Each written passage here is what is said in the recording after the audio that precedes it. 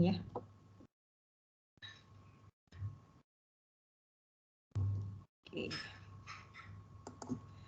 Oke, kita mulai aja pas jam 10. Sebelumnya saya ucapkan selamat pagi buat semua rekan-rekan yang sudah hadir ya, setia ikut kelas online belajar HSE yang diselenggarakan oleh Belajar HSE. Mungkin ada beberapa dari rekan-rekan semua baru bergabung gitu ya di kelas online ini. Saya ucapkan selamat datang gitu. Semoga kehadirannya di kelas online belajar HSE kali ini bisa membantu rekan-rekan semua menambah wawasan ya, dan seterusnya bisa join event belajar HSE. Sebelumnya perkenalkan, saya Gustina yang biasa dipanggil Bucu, makanya namanya jadi Gustina Bucu gitu ya, karena yang paling laku namanya Bucu bukan Gustina gitu. Sebagai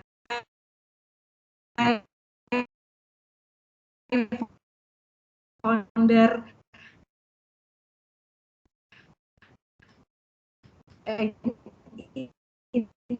saya karena kita bisa sama-sama karena secara basic di pekerjaan juga so senang bertemu dengan rekan saya di sini. Dan secara khusus aku mau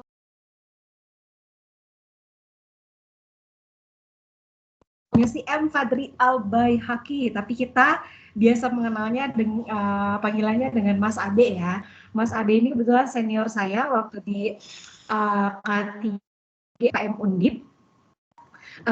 Dan terima kasih Mas sudah bersedia voluntarily untuk share topik yang hari ini aku juga personally mau belajar ini gitu, karena backgroundnya kan safety ya, tidak banyak belajar terkait environment, ngurus proper tuh dikit banget lah involve gitu ya. Nah kita mau refresh lagi, makanya ini levelnya kita akan bahas basic konsep dan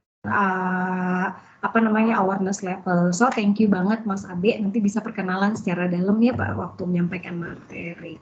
Oke, langsung saja ya supaya waktunya tidak termakan banyak dan Mas Abe bisa share materinya jam ke depan sampai jam 11 ya Mas. Setelah itu kita akan tanya jawab sampai jam 11:30. Jadi teman-teman punya waktu khusus untuk bertanya jawab nanti gitu ya. Silakan Mas Abe, waktu dan layar dipersilakan.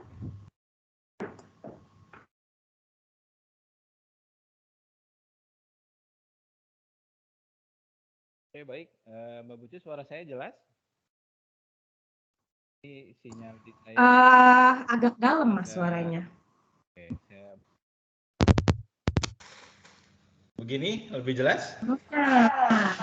Lebih jelas. Oke, saya agak maju sedikit berarti ya. Oke, baik. Terima kasih. Assalamualaikum warahmatullahi wabarakatuh. Selamat pagi Bapak Ibu, rekan-rekan, atau Anda adik-adik mahasiswa. Salam sejahtera untuk kita semua.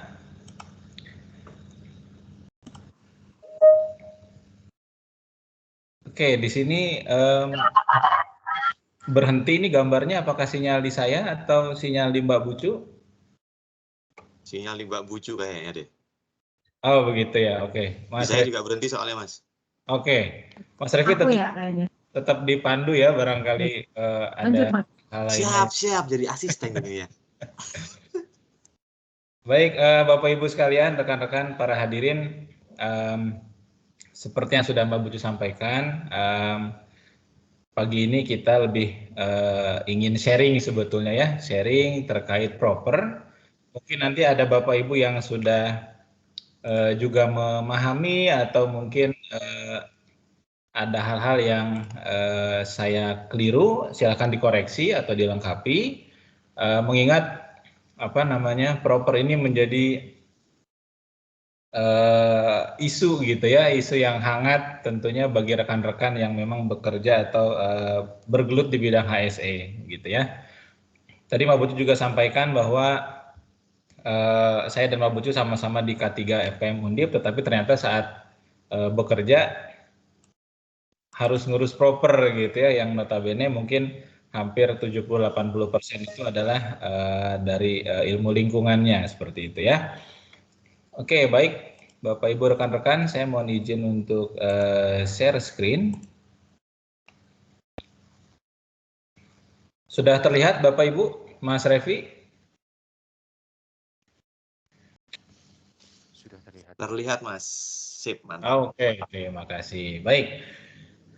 Mengingat waktu yang juga terbatas ya, hanya kurang lebih 1 jam beserta 1,5 jam dengan sana jawab gitu ya. Jadi saya akan menyampaikan saja seperti itu ya Bapak Ibu, mengingat proper ini sangat luas seperti itu ya. Belum lagi apabila nanti perusahaan Bapak Ibu menargetkan peringkatnya hijau atau emas begitu ya. Nah, mungkin pada pagi hari ini kita akan bicara konsep dasarnya saja, bagaimana cara kita comply gitu ya, atau minimal meraih peringkat biru seperti itu ya. Oke, sedikit perkenalan lagi gitu ya. Tadi Mbak Bucu sudah sampaikan bahwa saya dan Mbak Bucu sama-sama di FKM Undip. Kemudian saya mengambil S2 Hukum Kesehatan. Kebetulan di tesis saya juga saya mengambil tema kesehatan lingkungan gitu ya, terkait limbah B3 yang karena ternyata setelah saya kerja di Java gitu ya, justru pekerjaan environment ini lebih banyak dibanding safety-nya begitu ya, sehingga saya tertarik untuk mendalami lagi terkait kesehatan lingkungan khususnya proper ini seperti itu. Saat ini saya bekerja di Java, Bapak Ibu ya, Java ya, bukan Jafra, karena seringkali banyak yang tertukar, kerja di mana Mas atau Pak? Oh saya di Java, oh kosmetik gitu ya. Saya pikir kosmetik apa gitu, ternyata setelah saya cari-cari, oh ada kosmetik yang dari segi fontnya saja sudah mirip dengan tulisan Java begitu. Jadi Java dari tahun 2010 sampai dengan saat ini gitu, jadi hampir 12 tahun saya di Java. Kemudian saya juga di beberapa kesempatan menjadi dosen tamu di beberapa kampus di Jawa khususnya seperti itu ya. Kemudian juga di beberapa organisasi saya aktif di Ikatan Alumni K3 FKM Undip, kemudian di Apindo Jakarta Selatan, di IHA, dan juga di IAKMI. Baik Bapak Ibu, ada 4 pokok bahasan yang akan kita diskusikan pagi ini gitu ya. Pertama kita akan berbicara prolog proper terlebih dahulu, karena mungkin beberapa hadirin yang hadir pada pagi ini juga ada yang masih baru mungkin ya mendengar kata proper, atau mungkin ada adik-adik mahasiswa juga yang ingin mendalami lagi terkait proper. Kemudian nanti kita akan bicara terkait pengendalian pencemaran air, pengendalian pencemaran udara, dan pengelolaan limbah B3 secara singkat gitu ya. Karena biasanya kalau training atau sharing proper ini di kantor gitu ya, ini bisa 1 sampai 2 hari Bapak Ibu gitu ya. Karena untuk yang poin 3, 2, 3, dan 4 ini memang sangat-sangat spesifik ya.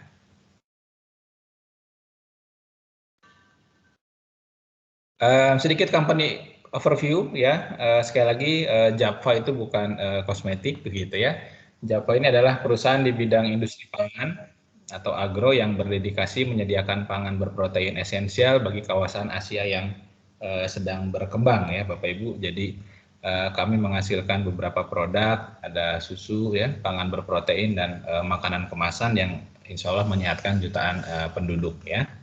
Kemudian kami memiliki lebih dari 40.000 total karyawan. Di operasional kami ada di Singapura, Cina, Vietnam, India, Bangladesh, dan Myanmar, selain di Indonesia.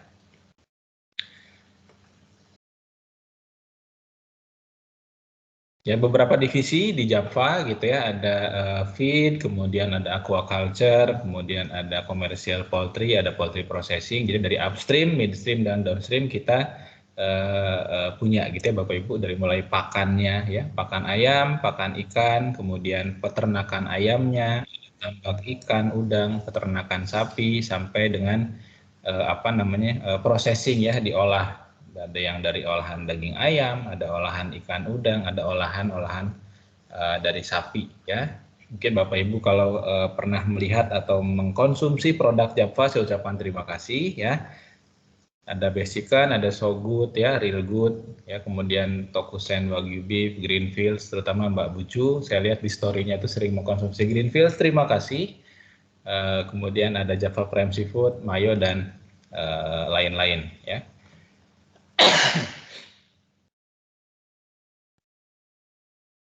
Baik, kita masuk ke poin pertama terkait prolog proper. Apa itu proper? Tentunya tidak terlepas dari dasar hukum ya.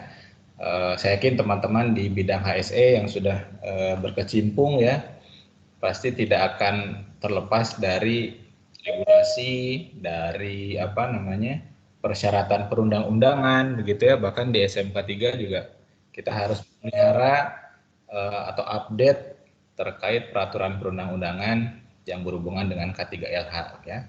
Termasuk proper ini, jadi tentunya didasari oleh pasal 42 Undang-Undang 32 2009 tentang PPLH ya. Di sana disebutkan bahwa dalam rangka melestarikan fungsi LH, pemerintah dan pemerintah daerah wajib mengembangkan dan menerapkan instrumen ekonomi LH ya, insentif dan disinsentif. Di pasal 43 ayat 3-nya pada huruf H juga disebutkan bahwa insentif dan atau disinsentif antara lain diterapkan dalam bentuk sistem penghargaan kinerja di bidang perlindungan dan pengelolaan lingkungan hidup ya. Dan kemarin 2021 ya, ini nomornya nomor cantik ya, nomor 1 terbit Permen LHK tahun 2021 tentang proper ini ya. Jadi proper ini adalah program penilaian peringkat kinerja perusahaan dalam pengelolaan lingkungan. Permen LHK ini menggantikan Permen LH nomor 3 tahun 2014 yang lalu ya, atau yang lama.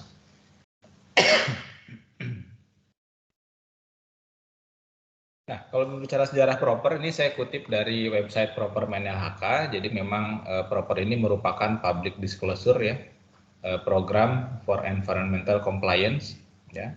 Jadi proper ini bukan pengganti instrumen penaatan konvensional yang ada seperti penegakan hukum lingkungan, perdata maupun pidana, tapi program ini merupakan komplementer dan bersinergi dengan instrumen penaatan lainnya.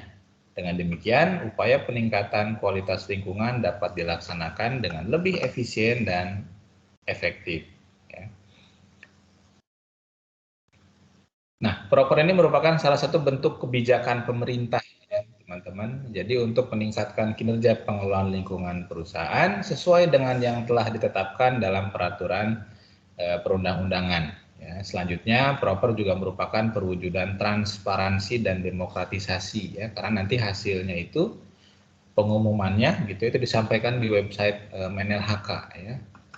Dalam pengelolaan lingkungan di Indonesia, penerapan instrumen ini merupakan upaya KLHK untuk menerapkan sebagian dari prinsip-prinsip good governance ya, transparansi, berkeadilan, akuntabel, dan pelibatan masyarakat dalam pengelolaan lingkungan gitu ya. Jadi kadang para praktisi HSE ini biasanya pada saat bulan-bulan ini nih ya menjelang akhir penilaian periode proper gitu ya di bulan Juni setiap tahunnya itu lagi pada sibuk nih ya, lagi pada sibuk menyiapkan proses penilaian karena jujur saja dulu saya saat menangani proper pertama kali itu mendapatkan peringkat merah Bapak Ibu ya. Sehingga saya sempat ditegur, saya sempat down juga begitu ya.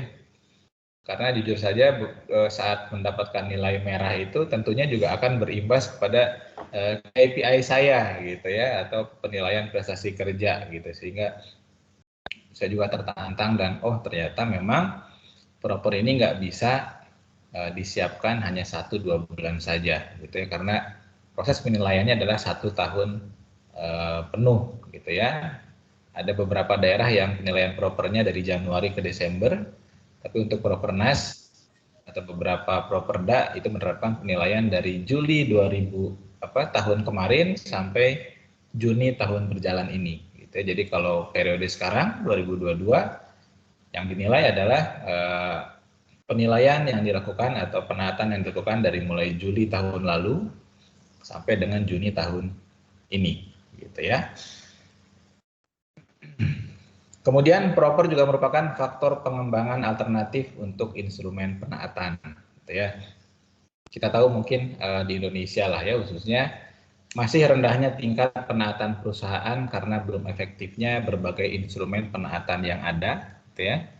meningkatnya tuntutan transparansi dan keterlibatan publik dalam pengelolaan lingkungan, adanya kebutuhan insentif terhadap upaya pengelolaan lingkungan yang dilakukan oleh perusahaan demi menciptakan nilai tambah pengelolaan lingkungan.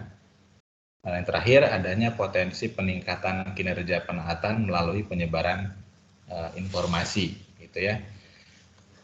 Mungkin teman-teman yang lokasi pekerjaannya gitu ya ada di wilayah Jawa Barat, kemarin juga ramai terkait Satgas Citarum ya, itu juga menjadi salah satu bukti keseriusan dari pemerintah khususnya ya dalam menangani atau dalam menanggulangi potensi pencemaran lingkungan gitu ya.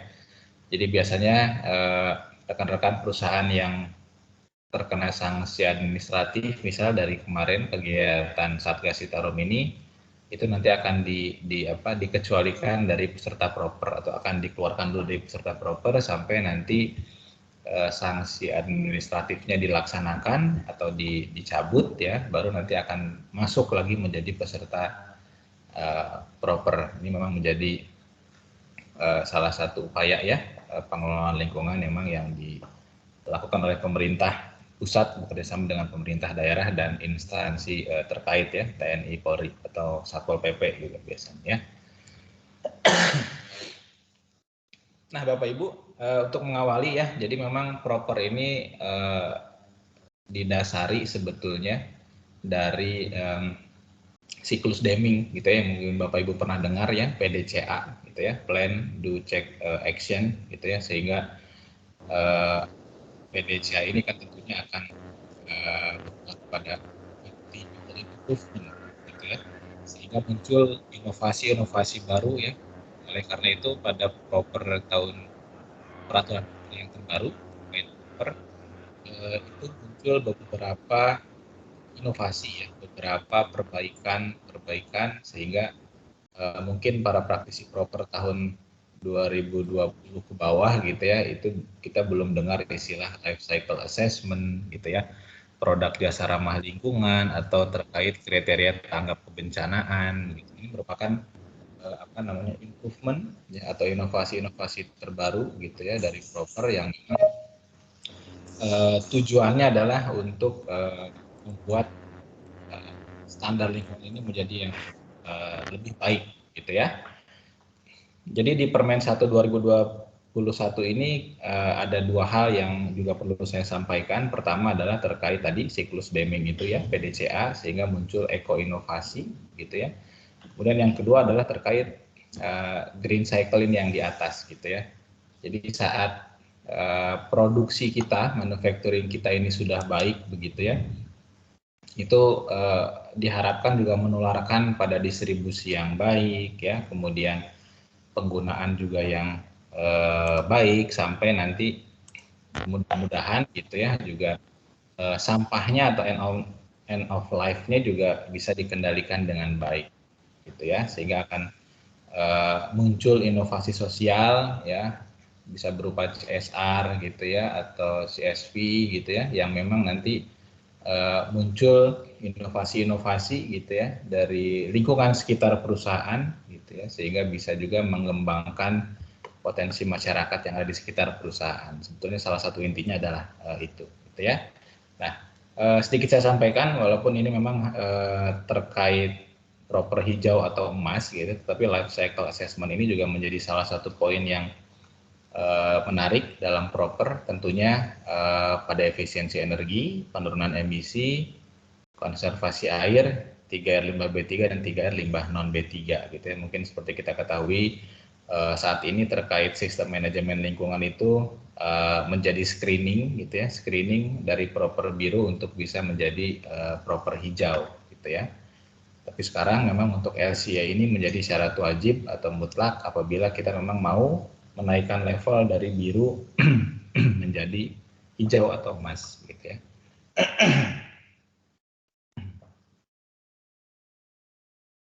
Nah, ini saya sampaikan sedikit ya terkait beyond compliance atau memang bagi perusahaan-perusahaan yang ingin menaikkan levelnya atau peringkatnya dari biru menjadi hijau atau emas, memang ada beberapa tambahan PR gitu ya, atau tambahan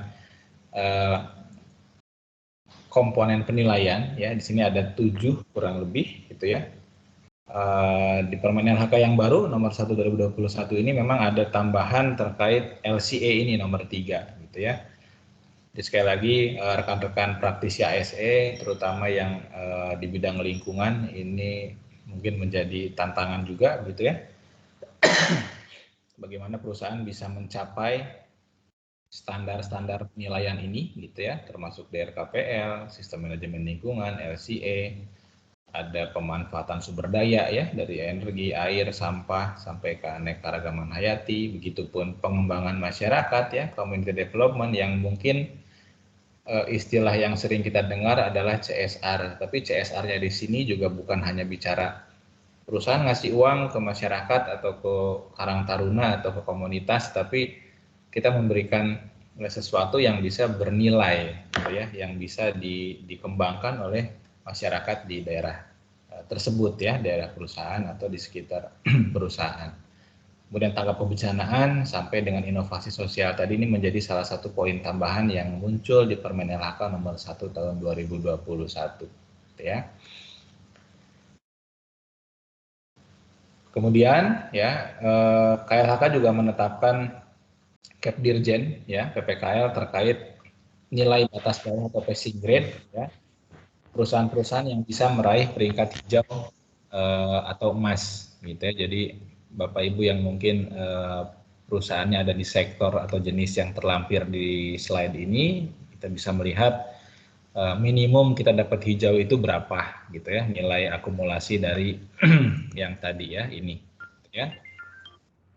Sawit, migas, tambang batu bara, AMDK ya, air minum dalam kemasan sampai elektronik, ban dan karet gitu ya. Kebetulan untuk di Java gitu ya, kita ke tahun lalu 24 unit yang proper, semuanya dapat biru alhamdulillah, dan memang dominan di nomor 34 di pakan ternak gitu ya. Jadi Java sampai sejauh ini belum bisa ada yang mencapai nilai 162,62 ya, sebagai passing grade, nilai batas bawah kandidat hijau, dan memang ini juga menjadi tantangan untuk saya dan tim gitu ya untuk bisa meraih minimal proper hijau gitu ya.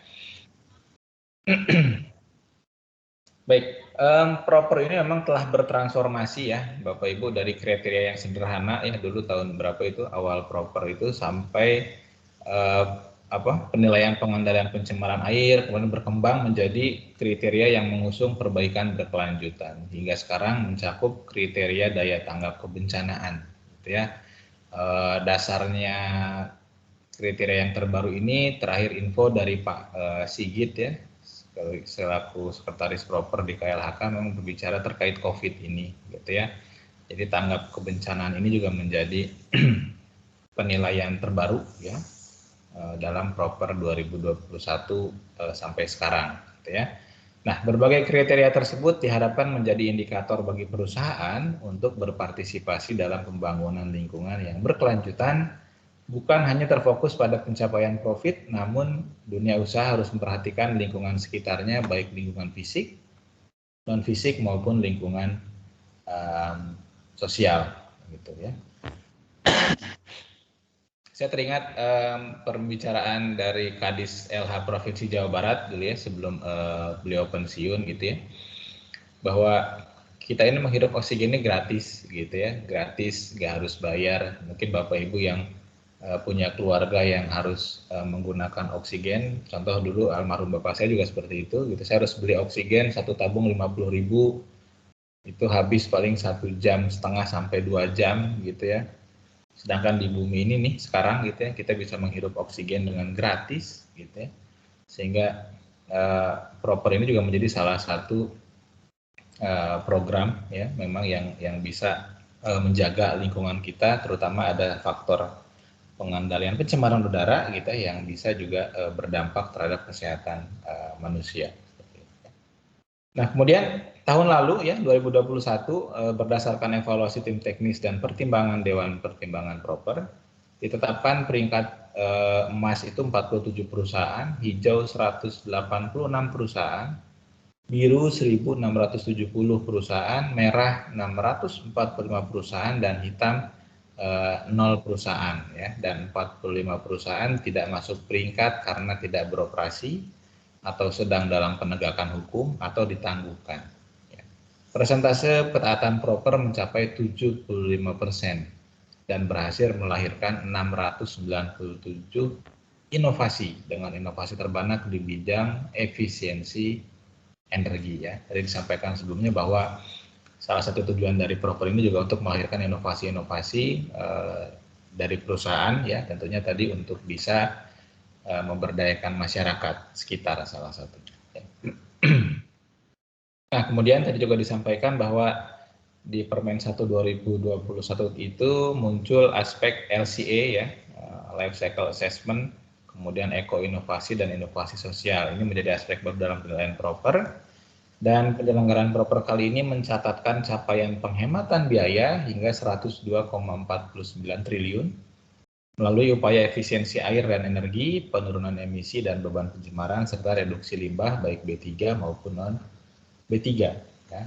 Khusus pada aspek inovasi sosial dengan membangun kapasitas masyarakat dalam orientasi pemberdayaan masyarakat untuk masyarakat yang produktif, Proper berhasil menginisiasi dana bergulir dengan nilai mencapai 2,6 triliun ya Bapak Ibu.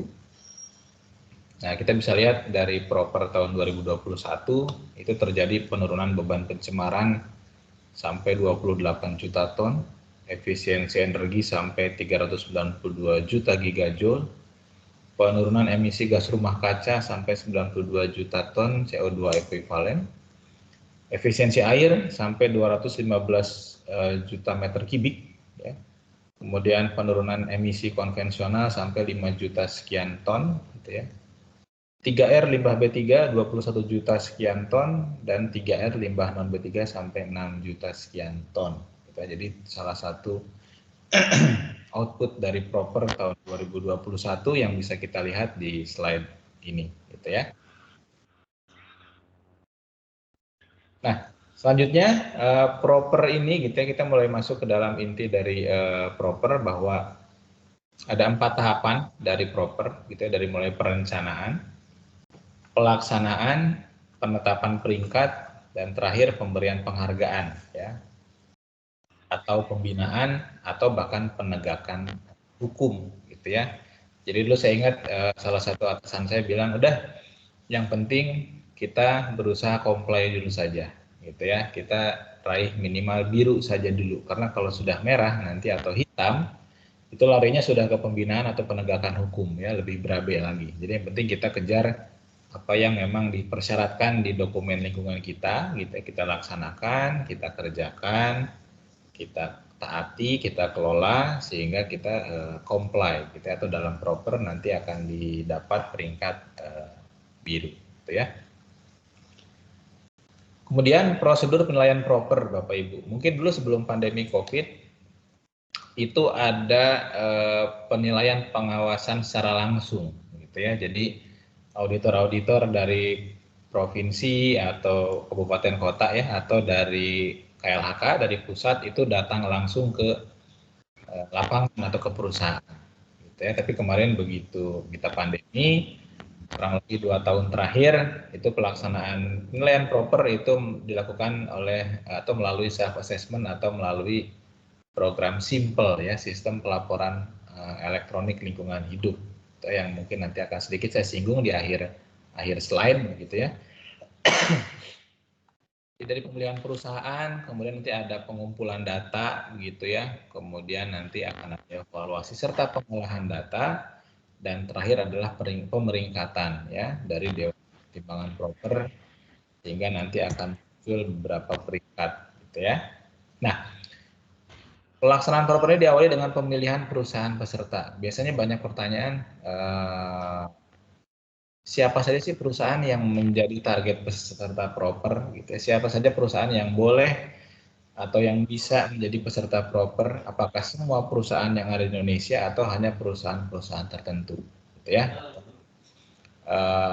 Sukarela mungkin, gitu ya. Nah, kita lihat di sini bahwa yang pertama kriteria target peserta proper adalah yang menimbulkan dampak penting terhadap lingkungan. Kemudian tercatat di pasar bursa atau mempunyai produk yang berorientasi ekspor atau mungkin digunakan oleh masyarakat luas. Dan bahkan saya sempat bertemu dengan salah satu perwakilan perusahaan saat sosialisasi proper di Bandung, ya saat itu Jawa Barat. Bu, Ibu perusahaannya di bidang apa? Oh, saya di bidang elektronik. Ibu ekspor? Oh, enggak, saya sukarela Pak. Wah, hebat banget saya bilangnya, perusahaannya mengajukan peserta proper secara sukarela, ya karena dia bilang kita supaya bisa lebih apa ya namanya menjual tanda petik gitu ya, bahwasanya selain memproduksi atau menghasilkan produk, kita pun juga berkomitmen terhadap lingkungan hidup Pak, seperti itu dia bilang gitu ya. Jadi secara sukarela pun boleh ya. Tapi perlu diingat bahwa sekali sudah menjadi peserta proper berarti akan selamanya atau seterusnya akan dilakukan penilaian proper setiap tahun gitu ya. Kecuali tadi perusahaannya tutup, bangkrut ya, atau tidak beroperasi lagi, ya sudah berarti sudah terlepas atau keluar dari peserta proper gitu ya. Nah, setelah peserta ditetapkan, kemudian dilakukan pengumpulan data suap pantau dengan cara mengevaluasi laporan pelaksanaan pengelolaan lingkungan yang disampaikan oleh perusahaan melalui SIMPEL tadi ya, Sistem Informasi Pelaporan Elektronik Lingkungan Hidup ya. Juga kualitas udara sekian ya, pakai IKLH. Mungkin juga ada indikator-indikator di luar itu, karena di SE itu hanya indikatornya IKLH. Ya ini memang indikator pokok karena ini jadi indikator pembangunan. Maaf, ada suara siapa?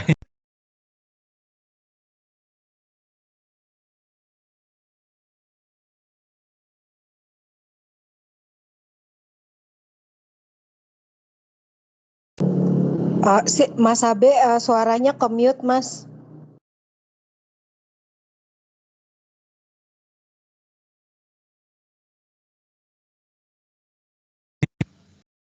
Oke, sudah muncul suaranya dari tadi ke mute ya? Enggak, baru kok, udah. Oh, baru ya? Oke, baik. Ya, tadi ada suara, tidak ada noise. Oke, saya lanjutkan, Bapak Ibu. Selain data suap pantau tadi gitu ya, juga dilakukan pengumpulan data primer. Jadi kalau saat itu ya, saat auditornya visitasi ke lapangan gitu ya, itu teman-teman auditor juga akan contoh mengambil sampel air gitu ya, sampel air on the spot gitu, itu untuk apa, melengkapi penilaian proper secara langsung tadi, secara lapangan gitu ya. Nah, dengan jalan melakukan pengawasan langsung ke lapangan secara rutin yang dilaksanakan oleh PPLH. Jadi biasanya saat visitasi langsung ke lapangan, tim dari LH Kabupaten Kota atau mungkin dari provinsi itu suka ada yang mendampingi gitu ya, atau mengetahui proses keberjalanan penilaian proper di lapangan gitu ya. Atau bahkan pada beberapa kesempatan juga teman-teman PPLH di Kabupaten Kota ini sedikit was-was gitu ya, saat ada tim dari KLHK atau dari pusat datang gitu ya, nanti hasilnya khawatir kurang baik.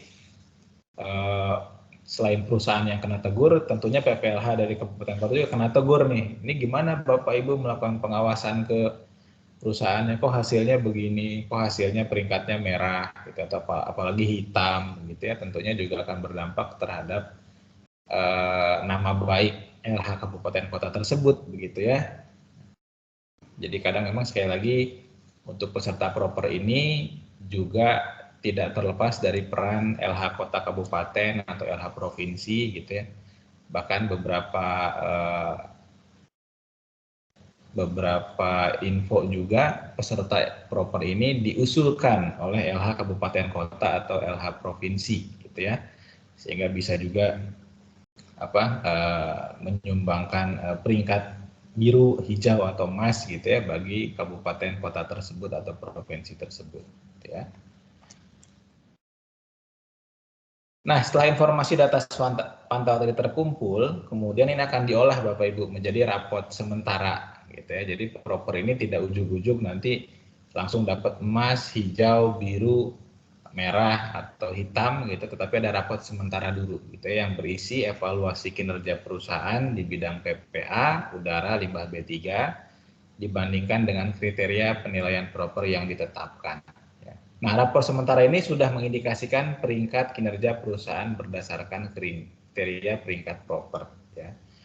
Nanti rapor sementara ini akan dibahas melalui mekanisme peer review oleh tim teknis, sehingga pembahasan ini nanti dilaporkan kepada pejabat eselon 1, ya, nanti di KLHK untuk mendapatkan komentar. Setelah itu rapor dilaporkan kepada Dewan Pertimbangan Proper untuk mendapatkan pendapat dan persetujuan Dewan.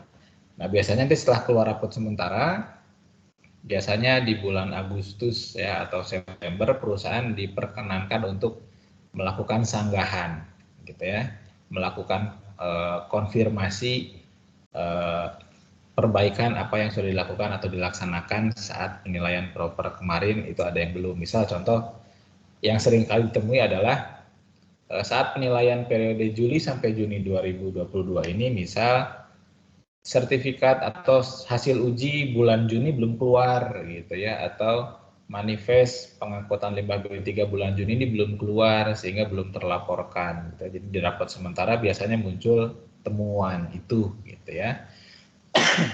Sehingga pada saat sanggahan nanti itu bisa kita sanggah dengan Bapak Ibu, mohon maaf ini sertifikat hasil uji limbah cair kami kemarin bulan Juni yang belum terbit sekarang sudah ada gitu ya, atau ini manifest pengangkutan limbah B3 kami di bulan Mei yang kemarin belum ada gitu ya, ini sudah terbit atau sudah kami terima gitu ya, sehingga ini kami jadikan sanggahan rapot sementara kami yang tertulis apa namanya tidak taat gitu ya. Jadi tidak ujug-ujug rapot final atau nilai final, muncul dulu rapot sementara, kemudian ada masa sanggah, istilahnya nanti beberapa 1 bulan sampai 2 bulan sebelum di akhir tahun akan muncul rapot final proper yang akan disampaikan secara resmi ya.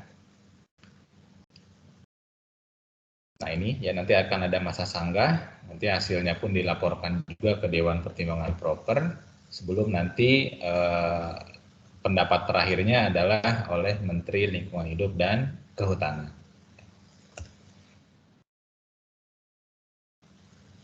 Nah, kenapa proper ini menjadi menarik ya, karena ini Bapak Ibu, disampaikan kepada publik ya, peringkat kinerja kita ini akan disampaikan kepada publik dan juga kepada perusahaan dan pemerintah daerah gitu, setelah semua proses dilewati, sehingga apa namanya KLHK pun juga sudah bekerja sama dengan Bank Indonesia gitu ya, terutama sekarang bagi para kreditur, bank-bank kreditur modal usaha ini juga memperhatikan proper gitu ya, bahkan investor pun juga sekarang melihat propernya dapat apa atau audit lingkungannya dapat nilai apa gitu ya, sehingga sekali lagi proper ini juga menjadi salah satu instrumen yang menurut kami atau menurut saya memang sangat baik gitu ya, sehingga juga bisa apa ya namanya membuat perusahaan ini semakin bertanggung jawab ya tanda petik terhadap lingkungan gitu ya. Tadi untuk peringkat proper dari mulai emas ya, maaf dari hitam, merah, biru, hijau dan emas gitu. Tentunya untuk hijau dan emas ini kita berbicara beyond compliance gitu ya, atau memang melebihi persyaratan yang memang telah diatur gitu ya, atau environmental excellency gitu ya. Nah, untuk biru sendiri tadi gitu ini adalah standar taat ya, atau standar sesuai dengan dokumen lingkungan kita ya, apa saja upaya pengelolaan lingkungan yang dipersyaratkan sesuai dengan ketentuan yang berlaku. Nah, untuk merah ini biasanya lebih ke inkonsistensi gitu ya, atau lebih kepada tidak sesuai dengan persyaratan yang diatur dalam peraturan perundang-undangan gitu ya. Seringkali yang membuat proper tahun kedua saya dulu ya 2013 itu juga masih merah, jadi pengalaman saya dapat 2 kali merah. Yang pertama merah itu memang belum tahu apa-apa, tiba-tiba ikut proper gitu. Saya bilang ini apa gitu ya. Nah, tahun kedua rapot sementara itu sudah biru gitu ya, tapi hasil pengambilan sampel primer, sampel air limbah secara langsung saat visit di lapangan itu ada satu parameter yang melebihi baku mutu gitu ya, sehingga itu mendapatkan merah di rapot final gitu ya. Jadi kadang yang bikin sedih atau gondok itu adalah saat kita penilaian atau pekerjaan selama setahun gitu ya, itu gagal hanya dalam satu waktu saja gitu ya, yang melebihi baku mutu.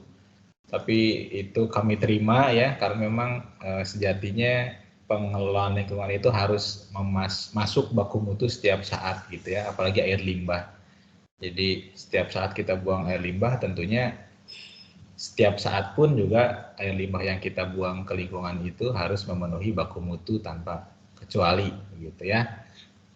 Nah, untuk hitam tentunya ini memang mungkin istilahnya bisa menyebabkan kerusakan lingkungan gitu ya, atau melakukan pelanggaran yang tentunya akan bisa mendapatkan peringkat proper hitam gitu ya. Jadi sekali lagi sekarang beberapa perusahaan yang dicalonkan oleh kabupaten kota dinas lingkungan hidup itu biasanya minimal sudah dilakukan audit secara lokal dulu oleh LH kabupaten kota gitu ya, sehingga nanti tidak mendapat peringkat merah atau hitam, harapannya seperti itu ya. Oke, prolognya cukup panjang ya, jadi sekali lagi Bapak Ibu, saya perlu menjelaskan dulu proper secara konsep, mekanisme, dan alurnya sebelum kita masuk ke dalam materi yang lebih intinya ya. Yang pertama adalah terkait pengendalian pencemaran air ya. Nah, PPA ini atau pengendalian pencemaran air ini tentunya adalah ketaatan terhadap pengendalian pencemaran air dinilai berdasarkan ketentuan bahwa semua pembuangan air limbah ke lingkungan ini harus memiliki izin. Ini pertama ya. Dan yang kedua, air limbah yang dibuang ke lingkungan itu harus melalui titik penaatan. Ya. Atau mungkin sederhananya kita harus punya IPAL ya. Nah, IPAL ini yang titik outletnya ini yang disebut dengan titik penaatan gitu ya, yang telah ditetapkan sesuai dengan izin gitu ya. Nah, pada titik penaatan tersebut berlaku baku mutu kualitas air limbah. Tadi saya sampaikan di awal bahwa ada standar atau ada minimum baku mutu yang harus dipenuhi ya sebelum air limbah kita ini dibuang ke drainase atau ke laut mungkin atau ke badan air gitu ya, sesuai dengan izin ya yang diterbitkan oleh Dinas Lingkungan Hidup setempat gitu ya. Jadi poin pentingnya di PPA adalah kita punya izin, kita punya titik penaatan atau IPA, dan air limbah yang kita buang harus tidak melebihi baku mutu kualitas air limbah ya.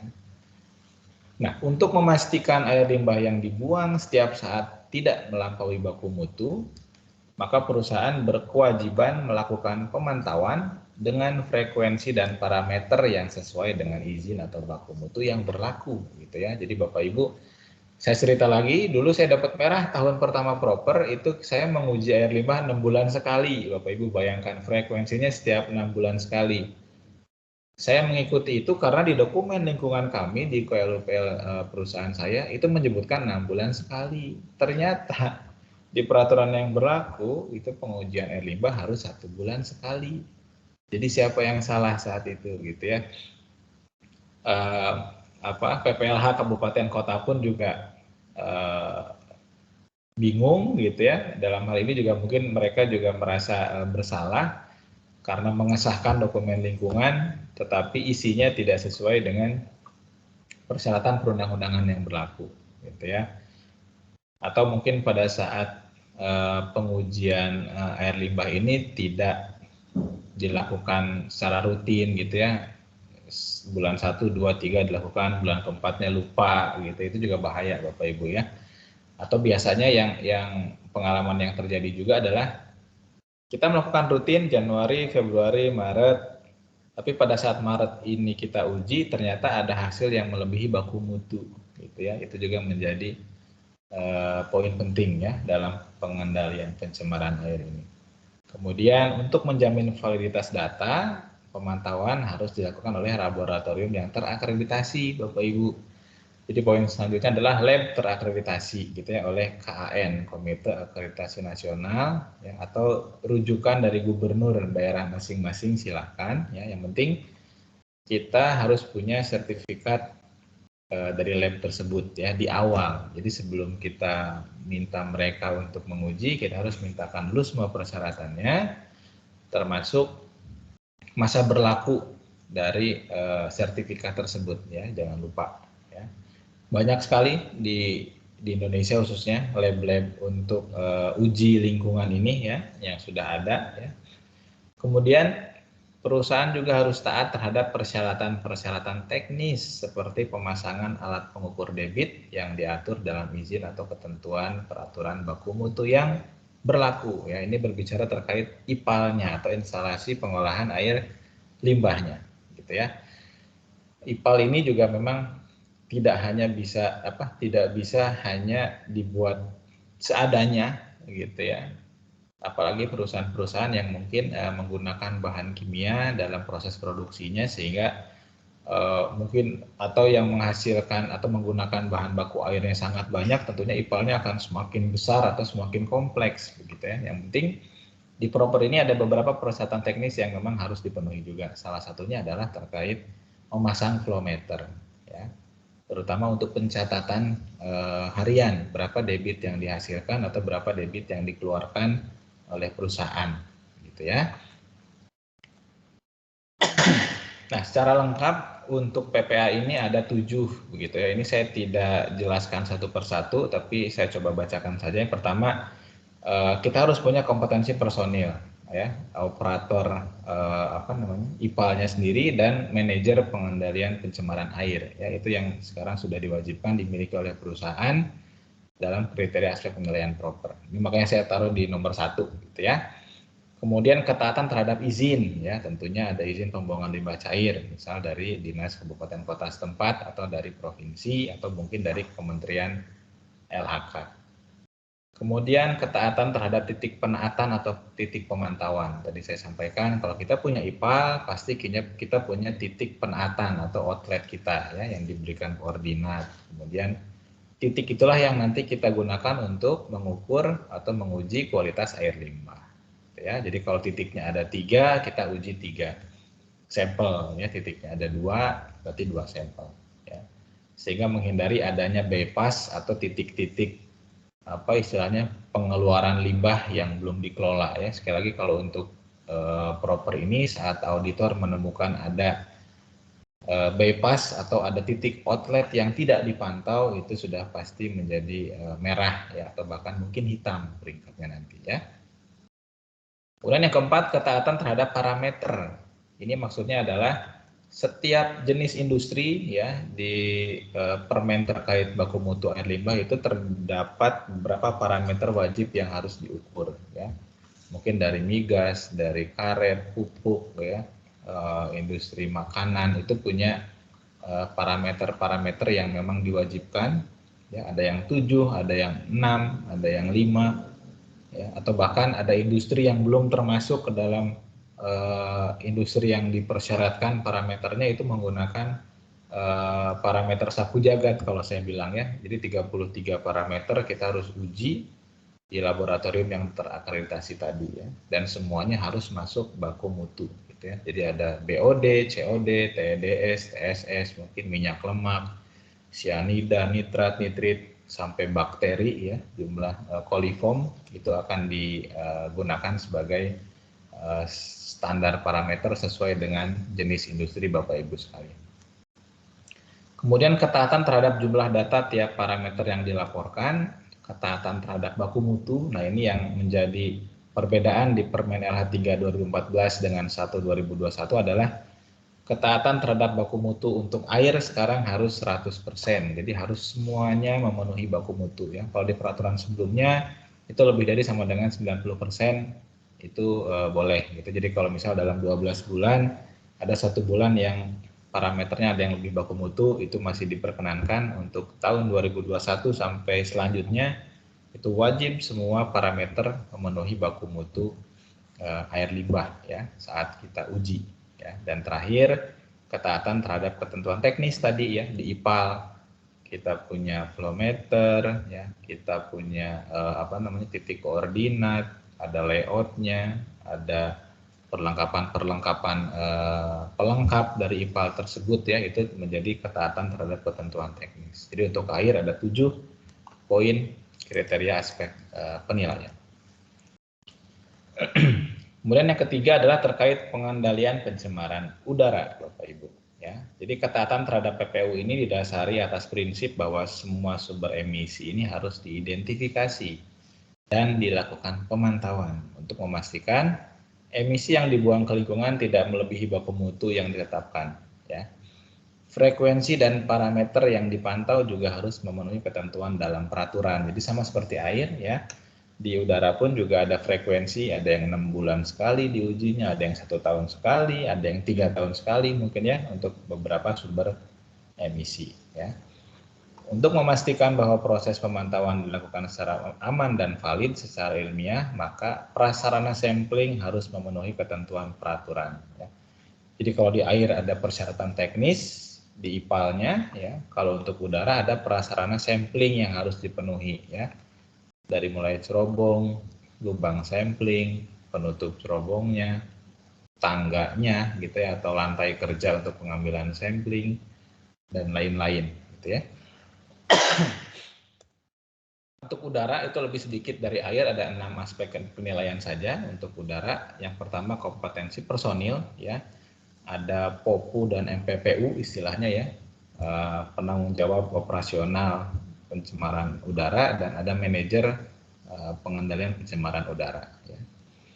Kemudian sama seperti air juga ini ada ketaatan terhadap sumber emisi dan titik penaatan ya. Beberapa sumber emisi contohnya ada genset mungkin ya, ada boiler, ada dryer, ya, ada insinerator mungkin dan lain-lain, itu kita harus identifikasi ya. Kemudian masing-masing cerobong ini adalah sebagai titik penaatannya. Ya, jadi kalau kita punya 3 genset, berarti kita punya 3 titik penaatan untuk sumber emisinya atau yang harus diujinya, gitu ya. Kemudian ketaatan terhadap parameter, sama seperti air, di udara pun juga ada parameter-parameter yang harus dipenuhi atau diuji, gitu ya. Yang genset nanti parameternya apa, yang boiler parameternya apa, itu diatur semua di dalam lampiran Permendag HK nomor 1 tahun 2021, ya. Kemudian ketaatan terhadap jumlah data yang dilaporkan, ketaatan terhadap baku mutu. Nah, ini juga sama ya. Jadi untuk udara itu harus 100% parameter yang kita uji memenuhi baku mutu yang dipersyaratkan. Dan terakhir, ketaatan terhadap ketentuan teknis cerobongnya ya. Terutama terkait prasarana sampling ya. Kemudian yang keempat terkait pengelolaan limbah B3 Bapak Ibu ya. Jadi ketaatan PLB3 ini dinilai sejak tahapan pendataan jenis Bapak Ibu. Jadi yang pertama kita lakukan tentunya adalah mengidentifikasi jenis-jenis limbah B3 apa saja yang kita hasilkan gitu ya, yang kita telah kita gunakan ya dari B3 atau mungkin dari bahan-bahan kimia sebelumnya yang menjadi limbah ya. Terutama volumenya Bapak Ibu. Jadi penting untuk kita memang membuat logbook ya, membuat neraca limbah B3, dan itu harus balance gitu ya, harus seimbang, harus 100%, jadi jangan sampai yang dihasilkan itu lebih kecil dari yang dikeluarkan atau yang dikeluarkan itu lebih besar dari yang dihasilkan, itu tentunya akan tidak seimbang gitu ya. Makanya ini butuh koordinasi, butuh kerjasama yang baik antara penghasil atau area departemen kita, perusahaan yang menghasilkan, dengan operator TPS limbah B3 gitu ya. Jadi setelah nyatet, ini masuk dari bagian teknik, ada kemasan bekas oli mungkin atau bahan kimia, masuk berapa drum, atau kalau mau sediakan timbangan silakan, karena satuan yang digunakan dalam PLB3 di proper ini semuanya di ton, gitu ya. Jadi harus kita konversi ke ton semua, gitu ya. Nah, setelah dilakukan pendataan, maka dilakukan pengelolaan lanjutan, gitu ya. Pengelolaan lanjutan ini harus dilengkapi dengan izin pengelolaan limbah B3. Bagi perusahaan-perusahaan yang hanya menghasilkan limbah B3 berarti izinnya adalah penyimpanan sementara, walaupun saat ini gitu ya untuk beberapa izin ini sudah dihapuskan gitu ya, diganti dengan istilahnya persetujuan teknis dan rincian teknis atau rintek gitu ya, dan nanti akan Mas Abe, 5 ya. menit lagi ya. Oke, baik. 5 menit lagi. Ya, terima kasih Mbak Bucu. Jadi beberapa ketentuan terbaru ya itu akan merubah istilahnya izin lingkungan menjadi persetujuan lingkungan. Ya, nah ketaatan terhadap ketentuan izin pengelolaan limbah B3 merupakan komponen utama untuk menilai ketaatan perusahaan. Jadi sekali lagi Bapak Ibu, untuk pengelolaan limbah B3 ini sangat banyak, gitu ya. Tidak hanya sebagai penghasil, mungkin ada pengumpul, mungkin ada pengangkut, ya, ada penimbun, atau ada pengolah limbah B3 dan lain-lain, itu sangat beragam, ya, tergantung jenis usaha kita apa, gitu ya. Tapi rata-rata memang untuk perusahaan peserta proper ini adalah penghasil limbah B3, ya, sehingga lebih banyak adalah izinnya terkait penyimpanan limbah B3. Nah, untuk B3 ini paling banyak dibanding PPA PPU, ada 10 aspek penilaian, ya, dari mulai pendataan tadi ya, jenis dan kode jumlah jenis limbah B3 gitu ya. Ini bisa kita lihat di PP 27 ya, yang terbaru ini kemarin.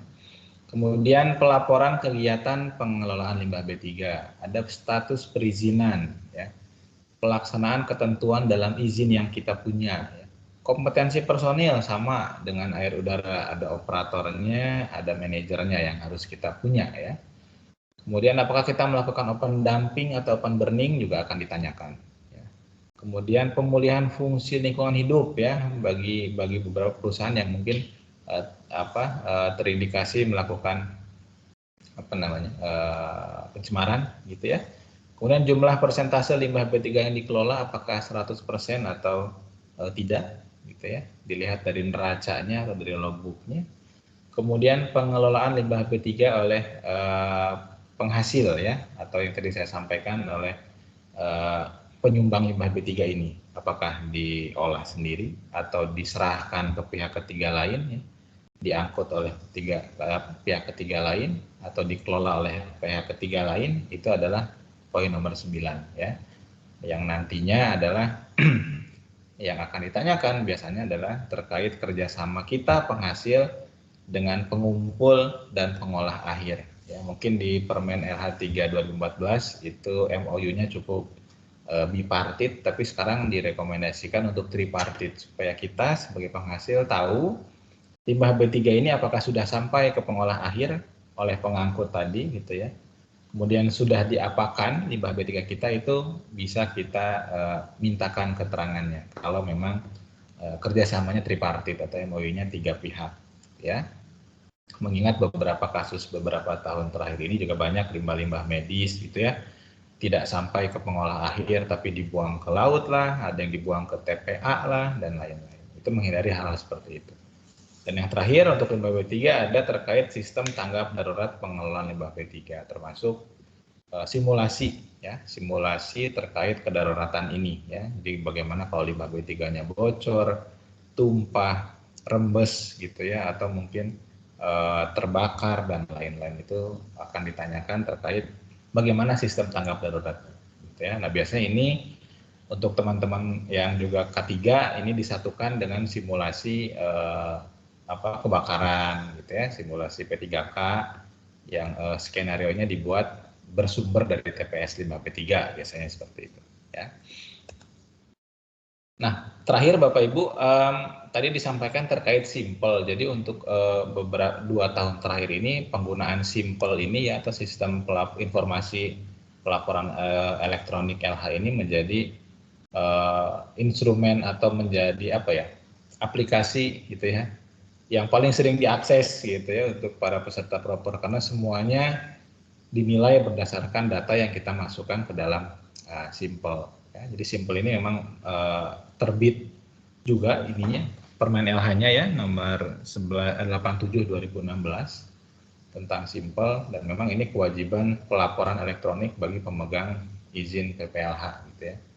Jadi mungkin untuk kabupaten kota laporan-laporan LH masih kita buat hard file gitu ya, di print, dijilid, kemudian diserahkan ke kota kabupaten atau ke provinsi. Tapi untuk ke KLHK sekarang sudah wajib melalui Simpel ya. Jadi ibaratnya peserta proper ataupun bukan itu wajib punya Simpel, karena satu-satunya cara untuk melaporkan kegiatan kita ya, baik itu triwulan air dan B3, laporan semesteran udara dan UKL atau AMDAL, itu harus melalui Simpel untuk ke KLHK.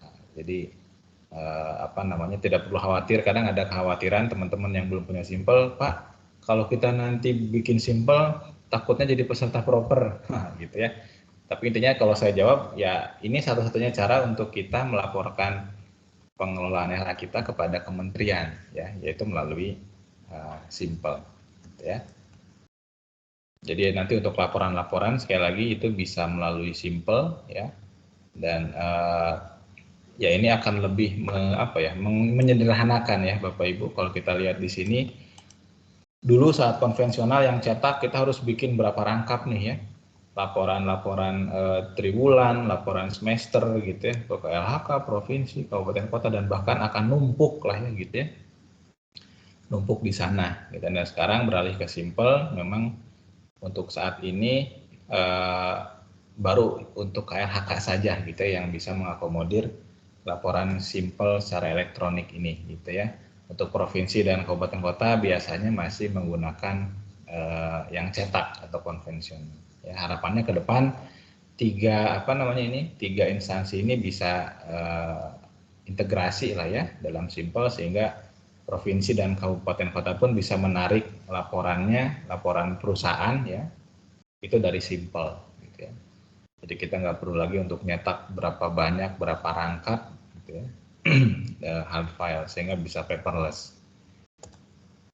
Ini untuk perbandingan jelas ya, dari waktu untuk Simpel itu lebih cepat gitu ya. Jadi kita bisa mengisi laporan setiap saat gitu ya, kemudian langsung dapat mencetak tanda terima elektronik gitu ya, waktu pengirimannya lebih cepat, mungkin hanya ada di biaya akses internet gitu ya.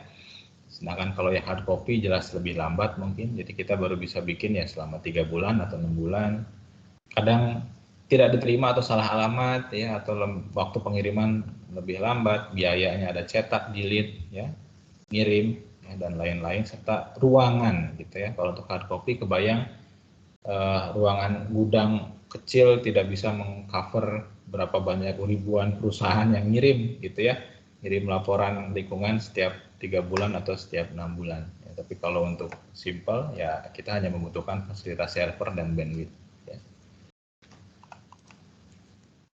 Jadi ini nanti untuk Simpel memang mekanismenya ada login registrasi dulu gitu ya, kita buat akun, dapat password, kita entry data kita kirim, dapat tanda terima elektronik ya. Kemudian akan ada validasi atau evaluasi, kalau memang dia peserta proper nanti akan muncul laporan kinerja. Setelah muncul peringkat atau raport final akan terpublikasi ya. Ini mekanisme dari Simpel secara umum. Ini tampilan awalnya Bapak Ibu ya, ini loginnya seperti ini, registrasi kalau kita belum punya akun, kemudian login, kalau lupa password juga sama, jadi seperti media sosial lainnya lah gitu ya. Nanti ada pemeriksaan tanda terimanya, kalau kita sudah pernah buat kita bisa lihat di sini gitu, atau ada FAQ mungkin pertanyaan-pertanyaan umum yang juga bisa atau tersedia dalam akun Simpel ini gitu ya. Nah kalau kita sudah login nanti tampilannya kurang lebih seperti ini ya. Jadi ada akun kita di sebelah kiri ya, termasuk profil gitu ya, profil ini kita isi ya, jadi mulai UKL-nya, ini untuk limbah B3-nya. Jadi kalau kita klik nanti muncul masing-masing pertanyaan-pertanyaan atau kolom-kolom yang harus diisi ya. Ya tadi yang saya sampaikan untuk air mungkin ada pengisian hasil uji kualitas air limbah, ada foto-foto IPAL-nya dimasukkan, begitupun yang udara. profil emisinya disebutkan, apa saja jenis emisinya, diameter cerobongnya berapa, jenis cerobongnya bentuknya apa, gitu ya. Hasil ujinya dilampirkan, foto-foto pengujian juga dimasukkan. Untuk limbah B3 juga tadi sama ya. Izin TPS-nya dimasukkan, kemudian catatan-catatan hasil limbahnya juga diinput di sini, gitu ya. Nanti akan kita buat laporannya sehingga memang lebih cepat dibandingkan kalau kita harus cetak, harus jilid, gitu ya, harus kirim dan lain-lain. Jadi sekali lagi untuk pengerjaan proper saat ini memang mayoritas dinilai melalui simple ini, Bapak Ibu. Jadi semua kewajiban pengelolaan kita, penaatan kita dimasukkan ke dalam simple ini, gitu ya. Mungkin itu Mbak Bucu, Bapak Ibu sekalian, mohon maaf kalau waktunya lebih, karena sekali lagi kalau untuk proper memang harus 1-2 hari, ini saya singkat-singkat, mudah-mudahan berkenan dan bisa menjadi bahan diskusi kita selanjutnya. Terima kasih Mbak Bucu, silakan. Terima kasih Mas Abe, kita berikan applause online yang meriah ya buat Mas Abe. Makasih Mas, appreciate banget. Dan memang sesuai dengan judul kita siang hari ini kan memang basic konsep dulu ya biar kebayang gitu. Ini aku aja kayak wah udah sejauh ini ya proses proper itu mengalami perubahan-perubahan gitu ya. Termasuk yang tadi kebetulan di Pertamina juga aku baru-baru dengar kan karena baru join balik lagi ke industri terus baru dengar simple apaan sih gitu ya. Tapi memang karena bukan bekerja di bidang environment gitu. Jadi kurang banyak tahu. Nah, ini kita akan tanya lebih banyak lagi gitu ya sama Mas Abe di sesi tanya jawab. Tapi sebelumnya nih aku mau kasih informasi buat teman-teman semuanya ya yang sudah setia belajar bersama Belajar HSE gitu ya. Kebetulan sponsor kita hari ini adalah gitu ya. Ya aku bacain profilnya dulu. Itu adalah dari PT Cenda Seti Indo Kreasi gitu ya. Ini salah satu perusahaan yang dimana bisa mensupport teman-teman semua yang mau mengadakan kelas sertifikasi, baik itu sertifikasi Kemenaker, BNSP atau training soft skill atau hard skill lainnya terkait HSE gitu ya. Jadi contohnya misalnya pembinaan sertifikasi petugas P3K, kemudian juga ada kelas damkar kelas D, kemudian juga terkait forklift ada AK3U, ada semuanya lah bisa gitu ya nih bersama teman CS CS Kreasi. Nah, good news-nya rencananya kita akan berkolaborasi dengan CS Kreasi ya. Jadi misalnya ada rekan-rekan yang ada kebutuhan terkait sertifikasi, nanti bisa DM aja Belajar HSE, kita akan adakan bersama dengan CS Kreasi, oke? Dan terima kasih untuk CS Kreasi yang hari ini memberikan sponsornya ya. Jadi kalau kalian follow IG Belajar HSE itu hadiahnya ada 2 gitu ya. Nah pengumumannya rencananya hari ini aku akan umumin, entah nanti langsung di forum ini atau nanti di IG Belajar HSE. Oke, sekarang kita masuk ke tanya jawab dulu karena ini aku baca udah banyak banget nih tanya jawabnya Mas. Nah aku bacain aja ya, ini pertanyaan dari Denny Kaprawata dari PT XAD Industrial Services ya. Ketika kita dikatakan tidak taat, apakah ada sanksi bagi perusahaan? Kemudian apakah ada sanksi pidana? Nah ini pertanyaannya sekalian ada 2 ya Mas. Sekalian nih, ini mungkin pertanyaan aku juga kali ya. Sekalian nanya nih Mas, apakah bisa dibantu untuk konsultan atau vendor agar memenuhi kriteria proper ini? Mungkin ribet kali ya Mas, ngurus sendiri, ada nggak ya gitu? Boleh atau ada dan boleh nggak kita pakai jasa-jasa orang ini gitu? Itu dulu kali Mas Abe, silahkan. Baik, terima kasih Mbak Bucu. Selamat pagi Mas Denny, gitu ya. Terima kasih pertanyaannya. Ya, jadi apabila kita dikatakan tidak taat, tadi mungkin sudah juga saya sampaikan, ada beberapa hal gitu yang harus diperhatikan. Salah satunya adalah pemberian sanksi administratif, ya, yang memang judulnya itu biasanya sanksi administratif paksaan. Ada paksaan yang memang harus segera dilakukan perbaikan, gitu ya. Mengingat contoh simpel deh, gitu, kalau IPAL kita bermasalah, langsung harus kita perbaiki. Nggak mungkin kita tampung berpuluh-puluh tandon atau tangki ya untuk menghindari atau menampung ya, air limbah kita untuk tidak dibuang gitu ya. Jadi memang sanksi administratif ini ada gitu ya, terutama bagi perusahaan yang mendapatkan peringkat merah ya atau tidak taat ya. Atau bahkan tadi kalau perusahaannya ini peringkat hitam ya bisa jadi ke pidana begitu ya. Dalam hal ini kan tadi saya sampaikan hitam ini adalah dengan sengaja perusahaan tidak mengendalikan atau tidak mengelola lingkungan dengan baik. Contoh memalsukan hasil uji mungkin ya, atau melakukan bypass tadi gitu ya, melakukan pembuangan air limbah tanpa dikelola gitu, atau mungkin perusahaannya tidak memiliki izin lingkungan mungkin saja gitu ya, atau intinya adalah menyebabkan pencemaran gitu ya, itu bisa terancam peringkat hitam bahkan terkena sanksi pidana. Itu yang pertama. Kemudian yang kedua adalah apakah ada ya konsultan atau vendor. Ada ya, saya pernah lihat di LinkedIn itu beberapa atau bahkan beberapa teman saya juga bekerja di perusahaan-perusahaan konsultansi yang memang khusus untuk pendampingan proper hijau gitu ya, atau mungkin untuk proper biru saja juga butuh pendampingan, silakan. Karena sekali lagi yang tadi Mbak Bucu sampaikan, bagi rekan-rekan yang mungkin lulusannya selain ilmu lingkungan gitu itu akan shock biasanya, wah sebanyak ini gitu ya, atau bahkan di Permen terbaru ini waduh ada LCA pula, ada Eco Innovation, ada Social Innovation, apa gitu ya. Makanya kalau di perusahaan saya kami sepakat udah yang penting standar taat dulu deh, biru dulu aja yang kita kejar gitu ya.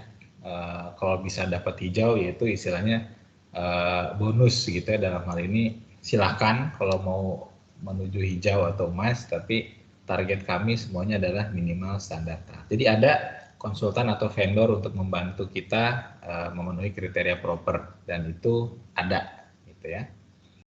Itu mungkin Mbak Bucu, Mas Denny. Iya, baik Mas Abe, makasih. Tadi Mas jawabannya terkait boleh nggak pakai vendor nih Mas buat bantu-bantu? Boleh banget Mbak, boleh. Oke. Jadi boleh ya, biar Mas Denny nggak pusing Mas. Oke, ini pertanyaan lanjutan nih, panjang banget nih pertanyaannya dari Mbak Erwina Sari. Dari PT, bacanya gimana? CG ya? Atau CJ Logistik Nusantara. Ada 3 poin yang ingin saya tanyakan, aku berusaha cepat membacanya. Kriteria perusahaan seperti apa yang diwajibkan untuk membuat proper? Misalnya perusahaan itu hanya bergerak di bidang warehouse, tetapi handling produk chemical yang mana di dalamnya ada produk B3, Mas. Hal ini apakah wajib membuat proper? Itu yang pertama ya. Yang kedua, ketika suatu perusahaan seharusnya wajib membuat proper, tapi mengabaikan dan tidak taat, apakah ada sanksi dari dinas? Mungkin tadi udah terjawab kali ya ini, Mas. Yang ketiga, jika perusahaan berada di suatu kawasan atau dalam kurung gedung sistem sewa, untuk kriteria aspek penilaiannya, apakah refer ke kawasan atau tetap melakukan penilaian sendiri? Silahkan, Mas. Ya, waduh ini kayak lagi sidang ya pertanyaannya ya. Oke, Ibu atau Mbak nih, sama Ibu Erwina Sari gitu ya, dari CJ Logistik. Ya, pertama, jadi proper itu bukan bukan sesuatu yang dibuat gitu Bu ya. Jadi proper itu adalah proses penilaian lingkungan. Tadi saya sampaikan misal perusahaan Ibu dapat tuntutan dari investor atau dari konsumen ikut proper misal gitu ya, atau diusulkan oleh dinas LH setempat, atau misal perusahaan Ibu tadi melantai di bursa saham atau memang ekspor gitu ya, atau menggunakan bahan-bahan berbahaya misalnya. Nah, jadi selama kita tidak diundang atau tidak ditetapkan dalam SK peserta proper, berarti kita belum menjadi peserta proper Bu ya. Jadi sekali lagi proper ini bukan dibuat gitu ya, tetapi dilakukan gitu ya. Nah, tadi Ibu bilang juga apabila bergerak di bidang warehouse tetapi handling produk chemical yang mana di dalamnya ada produk B3-nya. Nah, kembali lagi Bu tadi. Ibu bisa lihat dokumen lingkungan Ibu. Kalau setiap perusahaan pasti punya izin lingkungan ya, Mbak Bucu ya, Bapak Ibu sekalian. Ada UPL, ada AMDAL mungkin, atau sekarang judulnya persetujuan lingkungan ya. Itu pasti ada kewajiban-kewajiban yang harus kita lakukan. Dan tadi hubungannya adalah dengan pelaporan. Untuk ke KLHK itu sekarang hanya bisa melalui Simple, melalui website tadi ya, punya kementerian, namanya Simple.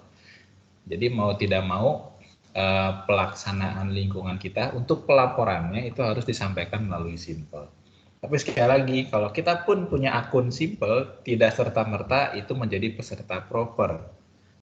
Simple ini hanya sebagai aplikasi lah ya, kalau saya bilang untuk mencatat kegiatan kita di dalam bidang lingkungan, ya, sehingga terrecord di sana, gitu ya.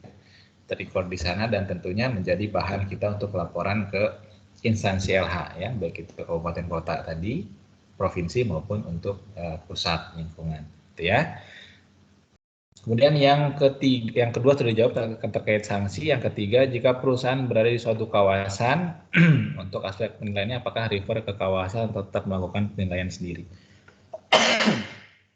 Karena tadi proper ini berbasis nilainya melalui Simple, tentunya Simple ini profilnya adalah profil perusahaan, jadi tentunya yang melakukan penilaian yang melakukan pemenuhan persyaratan tentunya perusahaan itu sendiri, gitu ya.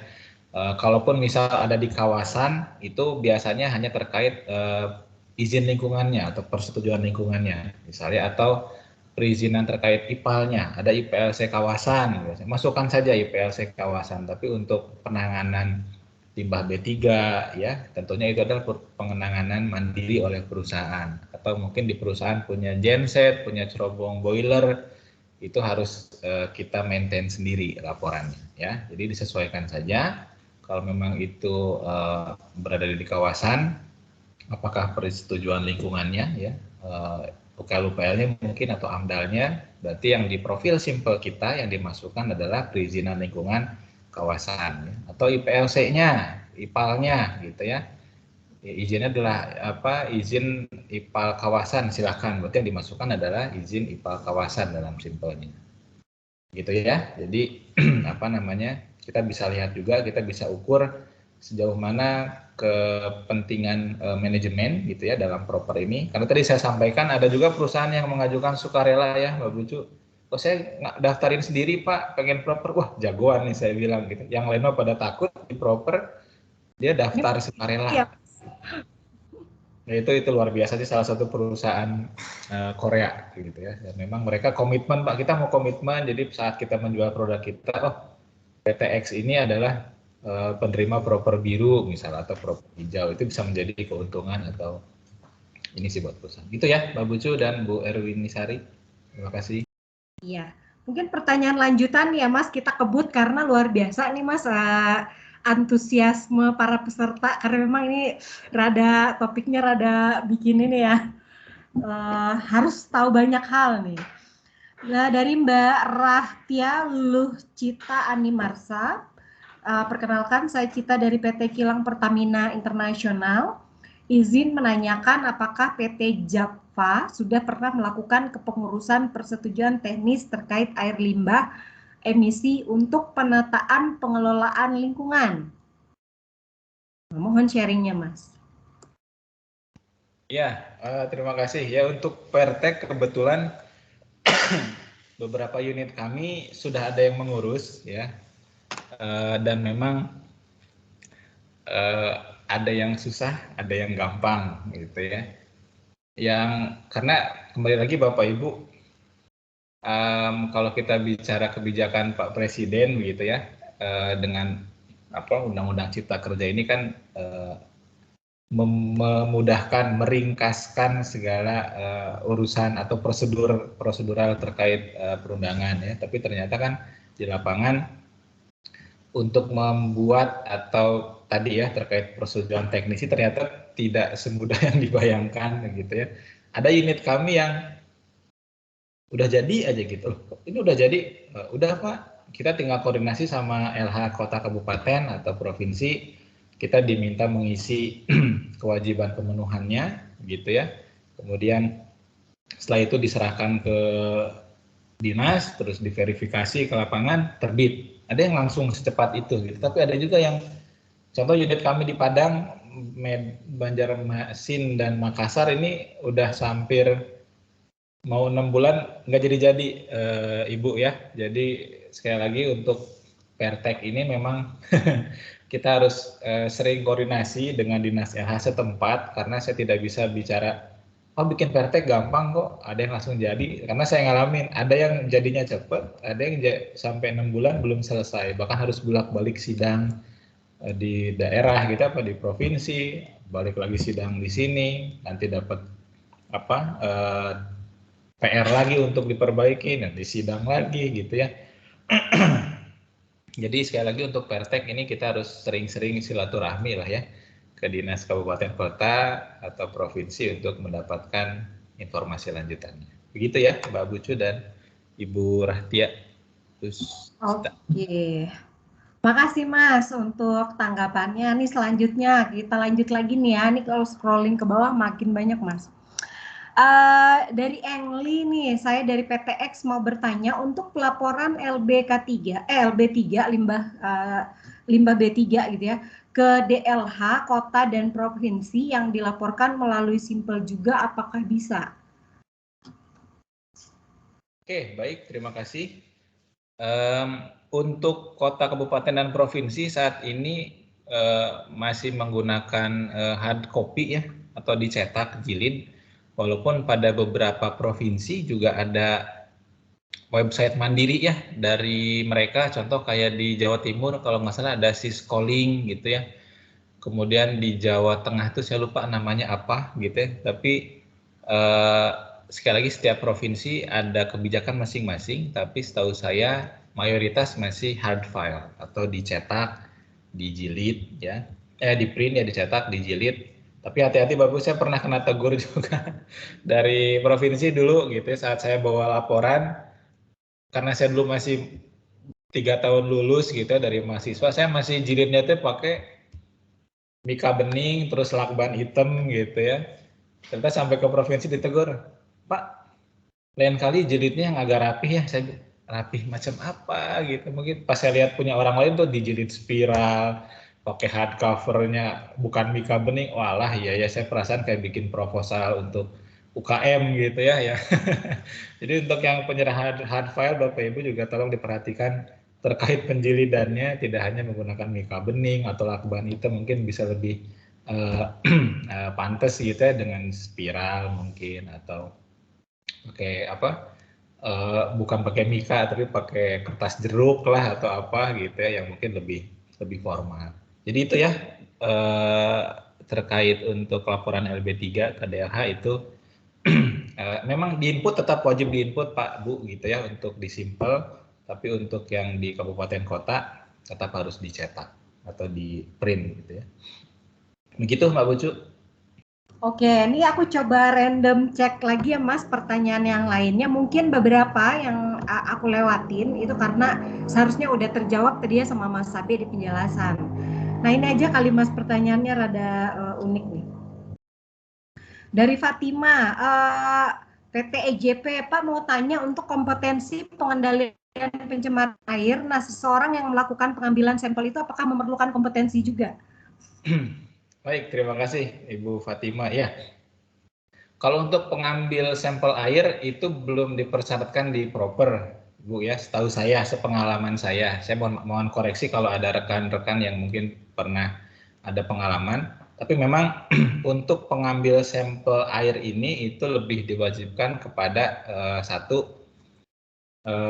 laboratorium uji sampel, uji sampling, itu wajib punya sertifikasi nih, karena mereka yang datang ke perusahaan ngambil sampel di tiap perusahaan tentunya harus certified untuk kompetensi pengambil sampel ya.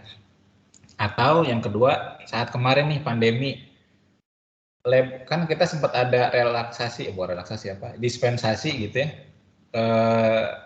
tidak menguji emisi atau air limbah itu diperbolehkan karena COVID ya. Nah, tapi setelah COVID ini mulai menurun, masih ada perusahaan yang belum menerima pihak ketiga masuk ke perusahaan nih, datang. Nah, caranya tentu saja mungkin untuk mengirim sampelnya secara mandiri ke lab yang sudah kerjasama. Nah, untuk yang ngirim sampel mandiri ini itu wajib punya pengambil sampel sebaiknya ya, karena biasanya nanti ada beberapa lab ya juga yang, Pak, tadi ngirim sampelnya bener nggak nih? Pakai alkohol nggak, kemasannya begini begitu yang tentu saja akan dipelajari atau ditrainingkan saat training pengambil sampel. Tapi untuk proper setahu saya itu belum dipersyaratkan sebagai kompetensi wajib penilaian untuk pengendalian pencemaran air. Begitu ya, Bu Fatima. Oke, makasih Mas Abe. Ini kayaknya kita akan baca 2 pertanyaan terakhir lagi ya, berhubung 4 menit lagi ya. Nah nih, apa yang dimaksud open dumping dalam salah satu kriteria aspek penilaian PLB 3? Oke, wah ini kalau open dumping saya harus buka slide nih, karena ini memang bagian dari materi gitu ya. Materi kalau kita training simple proper gitu ya. Sebentar. Jadi Bapak Ibu, untuk yang kriteria PLB 3 ada satu kriteria yang mungkin berbeda dengan air atau udara ya. Tadi saya sampaikan di awal ada open dumping atau open burning. Jadi ada beberapa perusahaan yang diberikan izin gitu ya untuk open dumping, open burning. Nah ini ya. Maaf. Nah, jadi untuk yang poin nomor 6 ini, kalau kita melakukan penimbunan gitu ya, atau pembakaran limbah B3 gitu ya, itu akan berhubungan dengan ini Bapak Ibu. Jadi kalau tidak ditemukan adanya penimbunan limbah B3 atau pembakaran ya secara terbuka gitu ya, limbah B3 itu kita masih bisa masuk kriteria atau peringkat biru. Tapi kalau sampai ditemukan tadi penimbunan limbah B3 gitu ya, atau open burning limbah B3, pada saat pemantauan itu langsung dapat peringkat hitam gitu ya. Mungkin beda halnya dengan rekan-rekan atau teman-teman yang bekerja di perusahaan pengolah limbah B3 gitu yang punya izin untuk menimbun limbah B3 atau mengubur gitu ya, atau mungkin punya izin untuk dibakar, di burning tapi tertutup ya, pakai insinerator mungkin atau pakai tungku gitu ya, dan itu punya izin, itu diperbolehkan. Tapi kalau sampai ada penimbunan atau yang tidak punya izin atau pembakaran tidak dalam insinerator atau tidak tertutup ya, itu akan langsung mendapat peringkat hitam. Jadi itu Mbak Bucu ya. Dan siapa tadi, mohon maaf yang bertanya. Jadi terkait open dumping, open burning adalah seperti itu ya. Jadi penimbunan atau pembakaran secara terbuka limbah-limbah B3 yang dihasilkan. Iya, mungkin sebelum closing dan kita tutup agenda kita pada siang hari ini ya, ada yang mau disampaikan dulu nggak Mas Abe? Jadi ini kan masih banyak nih pertanyaannya Mas Abe. Kalau seandainya teman-teman mau DM Mas Abe, tanya-tanya boleh nggak nih? Ya, silakan Bapak Ibu. Yang mau WA saya atau DM saya mangga, silakan. Tadi juga sudah sempat saya udah share nomor saya belum ya, lupa saya. Jadi silakan bisa kontak saya, mungkin nanti di materi kalau memang dibagikan juga ada kontak saya, silakan. Ya. Boleh diskusi lebih lanjut atau sharing lebih dalam terkait proper ini. Ya, materi boleh di-share ya Mas Abe? Boleh Mbak Bucu, boleh. Siap. Oke nih, karena waktu yang membuat kita harus mengakhiri semua agenda kita pada hari ini ya. Saya appreciate untuk teman-teman yang sudah meluangkan waktu, menginvestasikan waktunya untuk mau belajar ya, untuk menambah ilmunya gitu ya. Dan paling bersyukur nih Mas Abe, karena Mas Abe yang mau share ilmu dan pengetahuannya buat kita ya. Makasih banget, semoga sukses Mas Abe untuk karirnya, pekerjaannya, kehidupan lain dan cita-citanya. Ya kita sekali lagi ucapkan terima kasih, teman-teman bisa bilang terima kasih juga ya, boleh chat di kolom komentar. Dan untuk mengakhiri event kita pada siang hari ini, kita foto bareng dulu. Boleh open kameranya ya yang mau ikutan. Silakan. Silakan dibuka semuanya.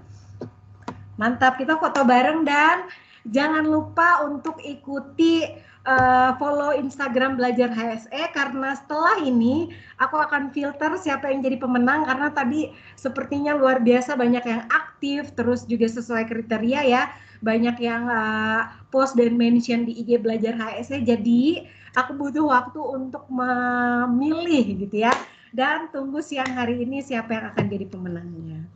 Oke. Kita foto dulu nih mulai dari slide pertama.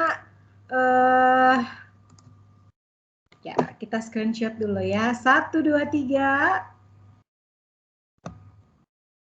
Oke, selanjutnya silakan. Bentar dulu ya. Bentar dulu, kita screenshot dulu nih. Oke. Senyum semuanya. 1, 2, 3. Oke. Kita dulu nih view partisipannya. Oke. 1, 2, tar. Ulang lagi ya. 1, 2, 3. Oke, udah. Oke, terima kasih semuanya untuk teman-teman yang sudah hadir. Sampai bertemu lagi di event selanjutnya bersama Belajar HSE. Selamat siang. Happy weekend. Makasih Mas Abe. Thank you banget nih. Terima kasih Mas Abe, Mbak Bucu. Sehat selalu buat semua ya. Iya, makasih ya. Thank you, thank you. Ini aku matikan dulu ininya ya, recording. Sampai jumpa di event selanjutnya.